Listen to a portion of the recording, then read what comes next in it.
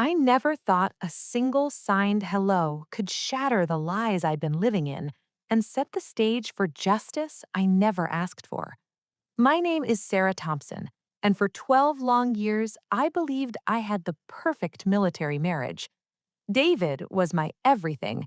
Lieutenant Colonel David Thompson, the rising star everyone respected. We had the base house, the dinner parties, the proud photos on the wall. I supported every deployment, every late night, every promotion. I told myself the distance I felt was just the job. But deep down, something was cracking. Little things. Texts deleted at 2 a.m., perfume on his dress uniform that wasn't mine, weekends he claimed were field exercises. I pushed the doubt away because I loved him. I trusted him. That crisp autumn afternoon at Veterans Memorial Park, I went alone. David said he had briefings he couldn't miss. The park was alive with flags snapping in the breeze, families laughing, old soldiers swapping stories. I wandered the paths feeling invisible, my heart heavy like lead. Then I saw him, an elderly deaf veteran, Mr. Ellis, sitting on a weathered bench, medals pinned to his faded jacket, his hands resting quietly in his lap. He looked so forgotten, so alone. I had learned basic American Sign Language years ago from my grandmother. It was one of the few gifts I still carried from my old life. Something inside me, maybe the part that was still kind, still human, made me walk over. I smiled gently, raised my hands, and signed, "Hello, sir. Thank you for your service." His eyes lit up like I had handed him the sun. He signed back fast. "Hello, no one has signed to me in years." We talked, simple things. The weather, his time in Korea, how much he missed the camaraderie. For those few precious minutes, my pain lifted. I felt seen. I felt useful. I felt like Sarah again. What I didn't know, standing just 20 feet away, watching every single gesture with sharp, thoughtful eyes, was four-star General Robert Harlan. He had come to the park quietly, no fanfare, just to honor the veterans. My small act of kindness had caught the eye of one of the most powerful men in the Army, and that moment was about to unravel everything I thought I knew about my marriage, my husband, and the man I once loved. I left the park that day lighter than I had felt in months, still replaying Mr. Ellis's grateful smile. But when I walked through our front door, the lightness vanished. David was already home, tie loosened, scrolling his phone with that fake casual look I had come to hate. I tried to tell him about the veteran, about how signing hello had made me feel alive again. He barely looked up. "That's nice, Sarah. I'm tired." That night, the truth finally crashed down on me. While he showered, his phone buzzed on the counter. I wasn't snooping. I was just done pretending. The messages were right there. Her name was Captain Lauren Hayes, a younger officer under his command. Pictures, plans. "Can't wait to see you again when Sarah's at her book club. You make me feel alive, David." My stomach twisted. 12 years of my life. Every sacrifice, every move across the country, every night I waited up for him, reduced to this? I waited until he came out, water still dripping from his hair. My voice shook, but I forced the words out. "Who is Lauren, David?" He froze. Then came the lies, smooth, practiced. "It's nothing, Sarah. You're imagining things. It's just work stress." I showed him the messages. His face changed. First anger, then blame. "You're never happy anymore. You're always complaining. Maybe if you supported me more instead of nagging." The betrayal sliced deeper than any knife. He didn't just cheat. He made it my fault. I stood there, shattered, tears burning my cheeks, while the man I had defended to every friend and family member tore me apart with words. I slept on the couch that night.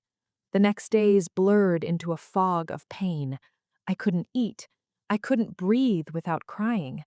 I walked around the house like a ghost, smiling for the neighbors because that's what military wives do. Inside, I was broken. I kept going back to the park, signing to Mr. Ellis and a few other veterans who gathered there.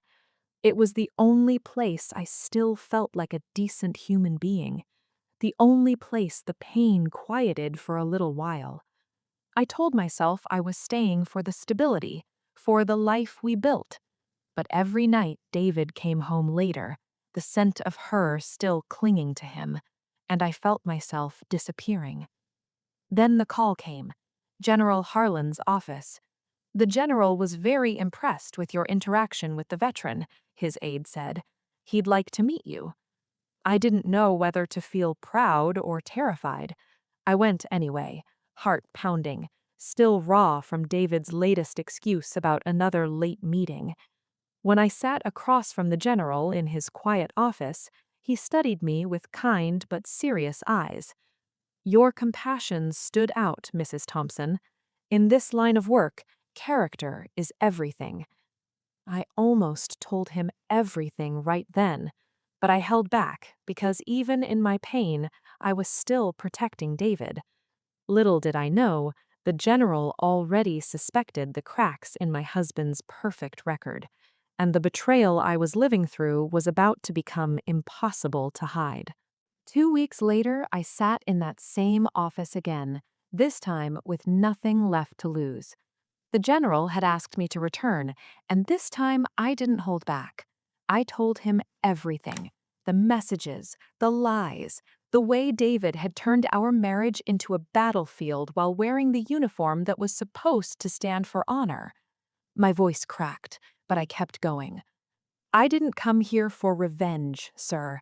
I came here because I still believe in the values this army stands for, even if my husband doesn't anymore. General Harlan listened without interrupting. When I finished, he leaned forward, his voice low and steady. Character isn't just what we do in public, Sarah. It's what we do when no one is watching. Your small kindness to that veteran reminded me of the standards we swore to uphold. I've already begun looking into the reports that have been coming across my desk. Your husband's conduct has affected more than just your marriage. I left that meeting trembling, not with fear, but with the first real hope I'd felt in months.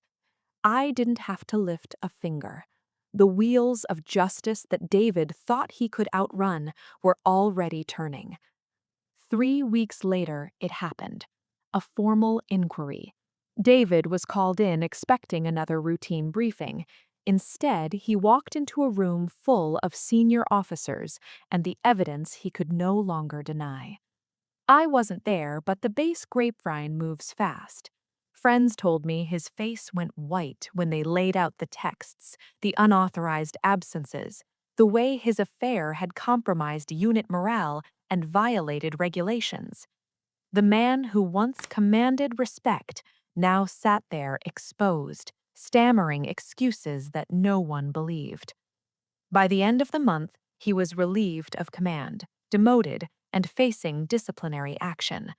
The same circles that once toasted his success now whispered his name with disappointment. He came home that night looking like a stranger, eyes hollow, uniform suddenly too big on him.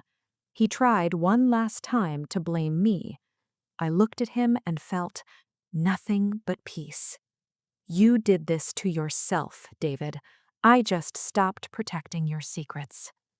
I filed for divorce the next day. With the general's quiet recommendation, the process was fair and swift.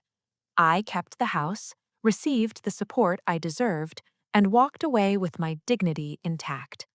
David left the base in disgrace, his career in ruins. Today, I volunteer full-time at the Veterans Center. I teach sign language classes. Mr. Ellis still greets me every week with the biggest smile. General Harlan sends me updates on new programs for wounded warriors.